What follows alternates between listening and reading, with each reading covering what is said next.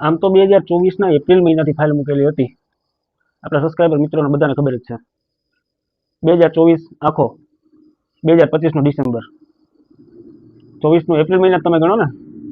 અને એ ફાઇલ મૂકી હાલો એ ટાઈમે તમે કાઢી નાખો. સપ્ટેમ્બરમાં અમારા ઇન્ટરવ્યૂ હતા ચેન્નઈ. બધા મિત્રોને ખબર છે. આપણે વિડીયો પણ આમાં મૂકેલા છે. અને ઘણા બધા આપણે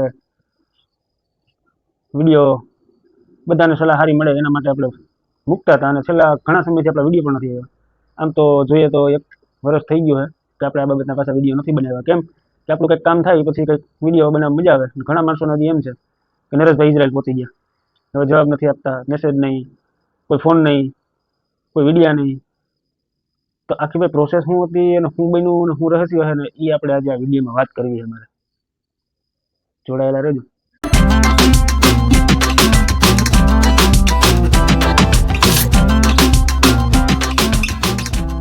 તો મિત્રો નમસ્કાર, હું છું તમારો મિત્ર નરેશ ચાવડા અને બધા ઓળખતા જ હશે. ઘણા સમયથી આપણે મળ્યા નથી વિડીયોના માધ્યમથી. આજે ફરીથી એક વખત વિડીયો તમારી સમક્ષ લઈને આવ્યો, રજૂ કરું. બરોબર, એ વિડીયો કાંઈ આમ કોઈનું પ્રમોશનનો નથી કે કોઈની એડવર્ટાઈઝ માટે નથી. ખૂબ એડવર્ટાઈઝ આપણે કર્યું, ખૂબ હેલ્પફુલ બન્યા અને ખૂબ પોતાની જાણકારીના વિડીયો મેં તમારા સુધી પહોંચાડ્યા. બરોબર, કે કયા એજન્ટ પાસે આપણું કામ હતું, કેના પાસે નહોતું, એ તમને બધાને ખબર છે.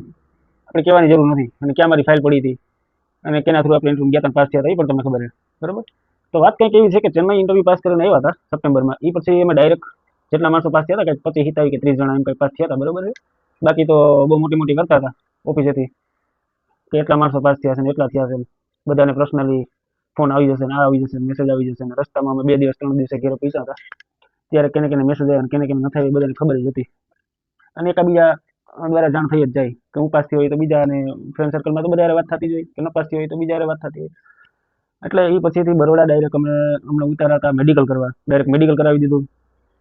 પછી ત્યાંથી ભાગ્યા. એ પછી ડાયરેક્ટ ભાઈ હજી તમારી પાસે કંઈ ડોક્યુમેન્ટ ત્યાંથી ફાઇલ પાછી આપણે આપ્યા હોય ચેન્નઈથી, પાછા ડાયરેક્ટ તમે અહીંયા જમા કરાવજો ઓફિસે જમા કરાવવા ગયા. એ પછી બધા પાસેથી એડવાન્સ 50,000 રૂપિયા લીધા. એ પણ તમને ખબર છે. જેટલા પાસ થયા એમાંથી કેટલા ઇઝરાયલ પહોંચી ગયા એને ખબર જ છે, નથી પહોંચ્યા એને ખબર છે, જેનું નથી થયું એને ખબર છે. 50,000 રૂપિયા બધા માંથી લીધા હતા. કોઈ એજન્ટ કે કોઈ એજન્સી અત્યારે પહેલા તો એડવાન્સ પૈસા લેતી નથી. છતાંય આપણે 50,000 રૂપિયા આપ્યા હતા. કેમ કે ભાઈ જલ્દી આપણા કામ થાય. અને આપણે બધાને વિશ્વાસ હતો જ કે કામ થશે. બરોબર, એટલે આપણે પૈસા આપ્યા હોય. અને ત્યારે તો એવું કહેતા હતા પણ કે ભાઈ ઇમરજન્સીમાં થશે ને 3 મહિનામાં થશે ને 4 મહિનામાં થશે ને 6 મહિનામાં થશે.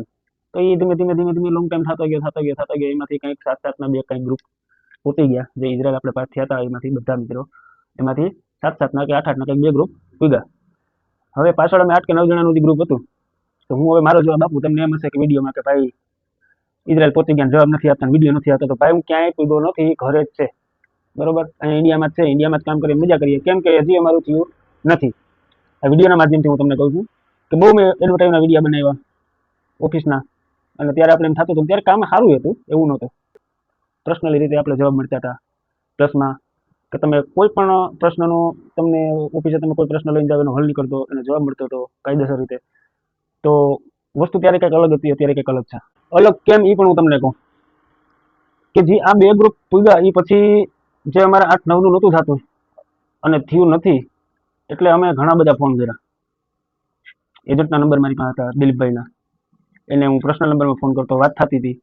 તો ચાલે જેમ લોંગ ટાઈમ થતો ગયો, 4 મહિના, 6 મહિના, 8 મહિના, વર્ષ ઉપર, આજે 1.5 વર્ષને કહીએ તો કહેવાય કે 1.5 વર્ષ થવા આવ્યું. બરોબર, અત્યારે મારો નંબર બ્લેકલિસ્ટમાં છે. આ હું તમને બધાને માહિતી આપું ને, પેલો વિડીયો શેર કરજો. જેટલા પણ મિત્રો વિડીયો જોઉં ને, કોઈને સારો લાગે તો શેર કરજો, ન સારો લાગે તો ન જોતા. પણ ત્યારે સલાહ આપવા માટે જ વિડીયો બનાવતો હતો અને તમને કંઈક સારું માર્ગદર્શન મળે અને સારી સલાહ મળે એટલા માટે આપણે વિડીયો બનાવતા હતા. અને આજે એટલા માટે જ વિડીયો બનાવ્યો છે. ચેનલ આપણી સબસ્ક્રાઈબ ન કરો તો હાલશે. દરેક વિડીયોમાં હું કહું છું આપણે સબસ્ક્રાઈબ કરવા માટે, વ્યૂ વધારવા માટે વિડીયો બનાવતા નથી. જે હકીકત મારી ઉપર વસ્તુ બની એના ઉપરનો વિડીયો બનાવું છું. એટલે જો તમને સારું લાગે તો શેર કરજો. જેટલો શેર કરો ને ભાઈ, જે વસ્તુ અમારા ઉપર બની એ વસ્તુ બીજા ઉપર ન બને. એટલા માટે આપણે વિડીયો બનાવવાનું મેન હેતુ છે. બાકી આપણે કોઈને બદનામ કરવાનું હેતુ નથી. જે વસ્તુ મારા ઉપર બની છે એ હકીકત હું પ્રૂફ સાથે આ વિડીયોમાં કહીશ. ફોન કરતા હતા ત્યારે કંઈક હાલો ભાઈ 15 દિવસમાં, મહિના દિવસમાં, 2 મહિનામાં અપડેટ આવશે એટલે કહેશું. ઓફિસે ધક્કા ખાય તો ભેગા થાય નહીં. એજન્ટ ભેગા થાય તો જવાબ એક જ થશે એટલે કહેશું. એટલે આપણે એ માંથી થશે ત્યારે એ કહેશે. ત્યાં સુધી આપણે રાહ જોવાની, કાંઈ વાંધો નહીં. રાહ જોઈ લીધી, ઘણી બધી રાહ જોઈ. એ પછી એ લોકો જવાબ દેવાથી કંટાળ્યા હોય અથવા તો અમારા ઓફર લેટર આવ્યા હોય એ કાંઈ ખબર નથી આપણે. એની આપણે મોકલા ગ્રુપમાં, અને ગ્રુપમાં જેટલા જોઈન છે એને ખબર જ છે. ઓફર લેટર જોયા. ઓફર લેટર આવ્યા પછી આપણે એક આશા બંધાય ને, બધાને ખબર જ છે, ઇઝરાયલ પહોંચ્યા એને ખબર છે કે ઓફર લેટર આવ્યા પછી આપણું કામ એમ કહે ને કે 70-75% પૂરું થઈ જાય તો કહી શકીએ. ત્યાંથી હવે આપણે તમને ઓફર જ આપી દીધી જવાની, તો પછી આપણે બધાને આશા હોય. ઓફર લેટર આપ્યા પછી પણ પાછા 2-4 મહિના 5 મહિના નીકળી ગયા. ઓફર લેટર ક્યારે આપ્યું હતું ને જોઈ લો, એની તારીખે છે બરોબર. એ પછી ઓફર લેટર આપ્યા પછી પાછા એટલા મહિના થયા કે એની વાત પૂછોમાં. પછી પાછા અમે જવાબ માંગ્યા, એને ફોન કરીએ તો જવાબ આવે નહીં. ભાઈ આવશે એટલે કહેશું, આવશે એટલે કહેશું. એ હાલ્યું અત્યાર સુધી હાલ્યું બરોબર. છેલ્લે હું રૂબરૂ મળવા ગયો હતો, ત્યારે મને એ જ શબ્દ કીધો, આવશે એટલે કહેશું. એટલે ભાઈ 1.5 વર્ષ થવા આવ્યું, હજી તમે એમ કહો રમાડવા ના, અમને રમાડવાના તમે જવાબ આપો કે આવશે એટલે કહેશું. ક્યારે આવશે? ન થાય હોય તો ભાઈ ના પાડી દો ને. છોકરાને ખોટે ખોટી કોકની જિંદગીની, કોકના સમયની હાવ બરબાદી કરો. અમારા 1.5 વર્ષની અમારી એમ માનો કંઈક કહેવાય કે જિંદગી બરબાદ થઈ ગઈ. અમારો ટાઈમ બરબાદ એટલે જિંદગી. ટાઈમ કેટલો મહત્વનો હોય હરેક માણસને ખબર છે. પોતાનો ટાઈમ બરબાદ થાય ને એ માણસને ખબર જ હોય બરબાદી કોને કહેવાય નહીં. તમે તમારા રૂપિયા કમાવાની લાલચમાં ને લાલચમાં કોઈ તમે જવાબ ન આપો, આન્સર ન આપો, બસ થશે થશે થશે થશે, ન થાય તો ના પાડી દો ને, એમાં કોઈ દુઃખ ન હોય. આ એક ચોખ્ખી જ વાત છે. એ પછી જે વસ્તુ બની ત્યાંથી રૂબરૂ મળી અને ભાગ્યો, ત્યારે મને કીધું કે 1-2 દિવસમાં કંઈક અપડેટ આવે એટલે ગ્રુપમાં નાખું. કાંઈ વાંધો નહીં. ઘરે આવી ગયો, 1 દિવસ ગયો, 2 દિવસ ગયો, 3-4 દિવસ વહી ગયા, અપડેટ આવી નહીં. ફોન કર્યો. ફોન કરીને આપણે 2 શબ્દ કહીએ, અત્યાર સુધી તો આપણે એ લોકોએ જેમ કીધું એમ આપણે સાંભળ્યું હોય કે ભાઈ થશે, રાહ જુઓ. એટલે આપણે મજબૂરીના લીધે રાહ જોઈ હોય કે ભાઈ આપણે પૈસા આપ્યા, 50-50 હજાર રૂપિયા ભર્યા બરોબર, આપણી ફાઇલ અહીંયા પડી, આપણો પાસપોર્ટ અહીંયા પડ્યો, આપણે રાહ જોવામાં શું જાય, કામ થતું હોય તો કાંઈ વાંધો નહીં, ભલે સમય થયો પણ થવું જોઈએ. છેલ્લે મેસેજ એવો આવ્યો, મેસેજ સાંભળો. જે લોકો પાસ થયેલા છે અને જે હજી સુધી વિઝા નથી આવી એવા લોકો માટેનો મેસેજ છે. મિત્રો ઘણા બધો ટાઈમ થઈ ગયો છે, આપણે ચેન્નઈ ઇન્ટરવ્યુ કરી આવ્યા હતા એને, ઘણા લોકો એમાંથી નીકળી પણ ગયા છે, એટલે અમે એની પાછળ જ છીએ. અને હવે તૈયારીઓ છે, આ આટલા 9 જણા જે છે એની ખાસ તૈયારીઓ છે, એ લોકો તૈયાર રહેજો. એમની આ 9 જણા જે છે એમની વિઝાની ફી પણ છેલ્લે ભરાઈ ગઈ છે બરાબર. એટલે હવે જે છે થોડાક દિવસોમાં, થોડા સમયમાં વિઝા આવવી જોઈએ, એની પાછળ જ અમે છે. 9 જણા છે: ચાવડા નરેશભાઈ, પાંડાવદરા વિજયભાઈ, પાંડાવદરા નારણભાઈ, ગોહિલ વિજયભાઈ, શર્મા કિશનભાઈ, જેઠવા સુધીરભાઈ, પાતર હરીશભાઈ અને પરમાર ચંદ્રેશભાઈ અને સોલંકી પ્રફુલભાઈ.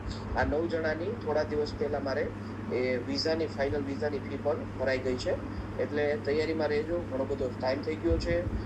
ઘણા બધા જાતના વિચારો મનમાં આવતા હોય, થશે ન થતા હોય, કારણ કે ચેન્નઈમાં જે લોકોની વિઝા બાકી છે એવા મિત્રો, ઇઝરાયલની વિઝા જેની બાકી છે જેવા ચેન્નઈ વાળા મિત્રો, આમ જોઈએ તો ઘણો બધો ટાઈમ થઈ ગયો છે. આપણે ચેન્નઈ ઇન્ટરવ્યુ કરી આવ્યા એને, અને એમાંથી ઘણા બધા તો પહોંચી ગયા છે. થોડા ઘણા જે રહ્યા છે એમના માટેની આ વાતચીત છે.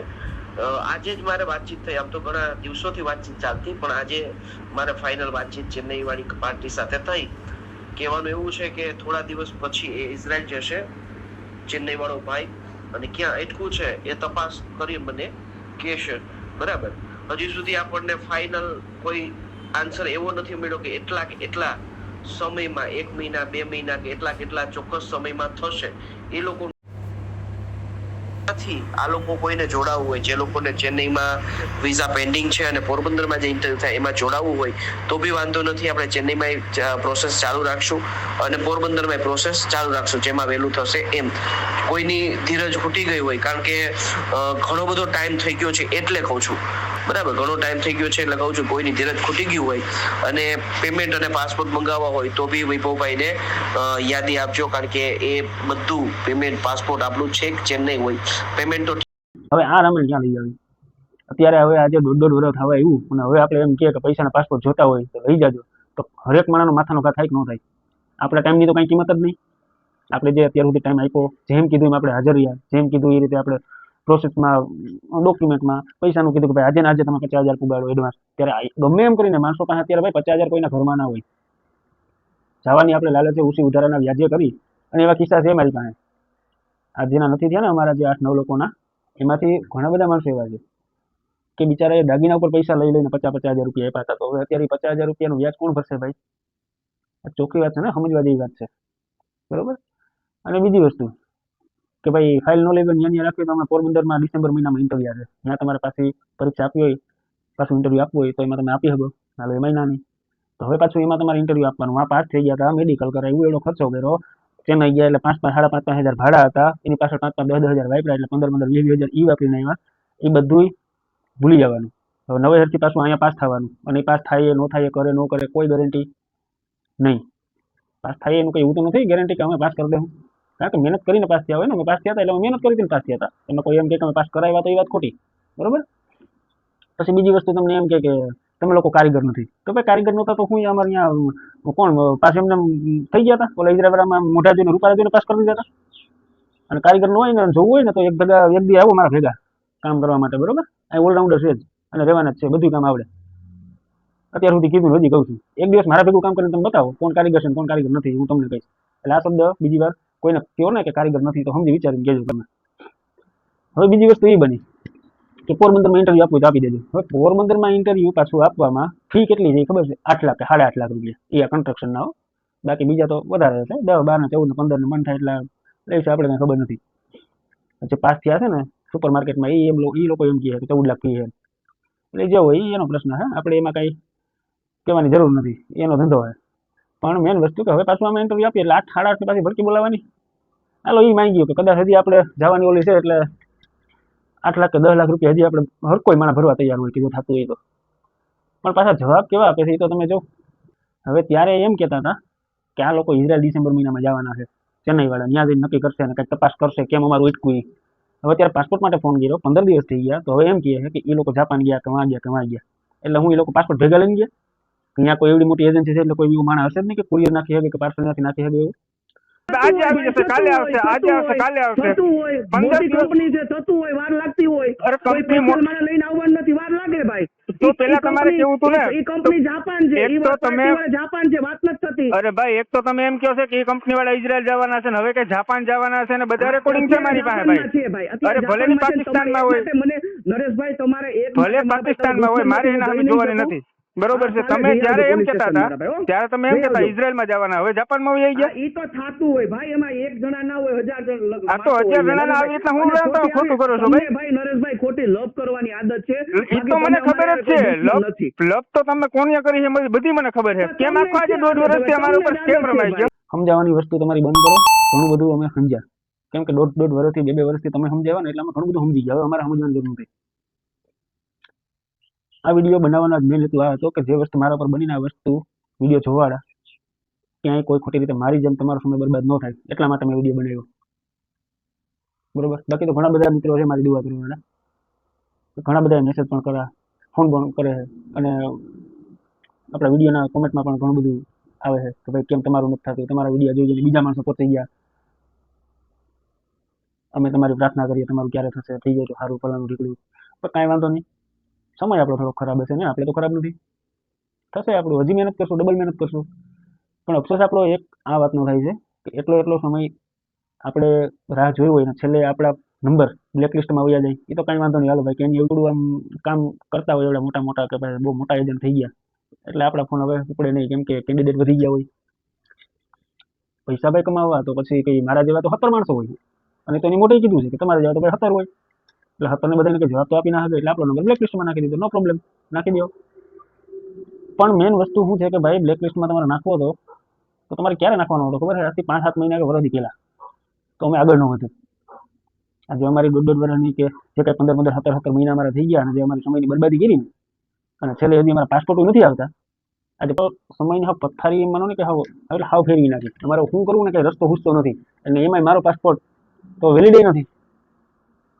અત્યારે એના જ વિડીયો આવે છે કે 3 વર્ષ વેલિડ હોય તો ઇઝરાયલમાં હાલે. મારી 1.5 વર્ષની તો આમાં પથારી ફરી ગઈ, બોલો 2 વર્ષ વેલિડ છે, મારે કઈ લાઈન લેવાની તમે કહો. એટલે વસ્તુ આ છે, વિડીયો શેર કરજો, જેમ બને એમ શેર કરજો, બીજા માણસની આંખો ખુલે, ખબર પડે. અને હું એમ નથી કહેતો અહીંયા ફાઇલ ન આપતા, ફાઇલ ત્યાં જ આપજો, કામગીરી તમને ગમે ત્યાં જ આપજો. અને મેં અત્યાર સુધી માહિતી આપી હતી, ઘણા માણસોએ ફાઇલ અહીંયા મૂકી હતી, મારા વિડીયો જોઈને મૂકી હતી, એનો બધાનો આભાર માનું છું. તમને કામ ગમ્યું હશે, અને કામ કર્યા પછી તમારા કામ થઈ ગયા પછી તમે ઇઝરાયલ પહોંચી ગયા ઘણા માણસો, અને ઘણા માણસો હજી મારા જેમ લટકાઈને ઊભા હોય કદાચ, પણ વિડીયોમાંથી થોડુંક એક સમજજો. હું ના નથી પાડતો કે ફાઇલ અહીંયા ના મૂકતા, પણ સમજજો, સમય અમારો એટલો બગડ્યો એ મેં તમને કીધું. મેઇન વસ્તુ કહેવાની આ જ હતી. અને વિડીયો તો આમ તમારે વહેલો બનાવવાનો હતો, પણ હું કહું આવી જશે આવી જશે આવી જશે, તો પછી હવે તમે સમજ્યું છે બધા, કોઈને સમજાવવાની જરૂર નથી. અને ફોન કરીએ ત્યારે તો ટાઈમ એના પાસે હોય નહીં, એના માણસો ફોન ઉપાડે, અને એના પાસે ટાઈમ હોય ક્યાંથી, એની કામગીરી મોટી હોય, વિડીયા બનાવીને મૂકવાના હોય, પોસ્ટ મૂકવાની હોય, એ ટાઈમ તમને મળે છે? કાંઈ વાંધો નહીં, નો પ્રોબ્લેમ, કેમ કે હવે તો નથી, આપણે એમાં ટ્રસ્ટ જ નથી રાખવાનો, અને પતી ગયું બધું. મારે તો હવે નવી ગેમ રમવાની રહી, આ ગેમ તો એની ઓવર કરી નાખી, અને આવી ખબર હોત કે મારી જ ગેમ ઓવર થવાની છે તો હું ગેમ સ્ટાર્ટ જ ન કરત. કાંઈ વાંધો નહીં, થતું હોય આવું તો હાલે રાખે, અમે તો લેટ ગો કરીને ભૂલી જાઉં, હજી થોડા પૈસા, કારણ કે કમાવા જવું ભાઈ, પેટ કરાવે વેઠ, ઘર પરિવાર બધું મૂકીને જવું છે પૈસા કમાવા, તો કંઈક તો ગુમાવવું જ પડશે, ગુમાવ્યા વગર તો કંઈ મળવાનું નથી, બધાને ખબર છે. તો મેન વસ્તુ આ હતી, એટલે મેં વિડીયો બનાવ્યો. આમાંથી તમને સમજવા મળે, સમજાતું હોય તો વિડીયો જેમ બને શેર કરજો. બાકી હવે વિડીયો આપણે આવશે, બરાબર? તો પાછા વિડીયો ચાલુ થશે. એવું નથી કે નરેશભાઈ રિહાઈ ગયા, કે નરેશભાઈ ટેન્શનમાં છે, કે નરેશભાઈ જીવે છે. એટલે નરેશભાઈ છે જ, અને છે અહીંયા ઇન્ડિયામાં, ગયા નથી, થયું નથી. તો હું તમને વાત કરું, આપણી જે જગ્યાએ ફાઇલ પડી હતી ત્યાંથી આપણું કામ નથી થયું, એટલે આપણે અહીંયાથી ફાઇલ પાછી લઈ લીધી, બરાબર? એટલે કહેવાની મારે આ જ હતી. બાકી મળીએ પાછા કંઈક નવી અપડેટ હવે આવશે, ઘણી બધી અપડેટ હવે આવશે, એટલે વિડીયોમાં મળતા રહેશું.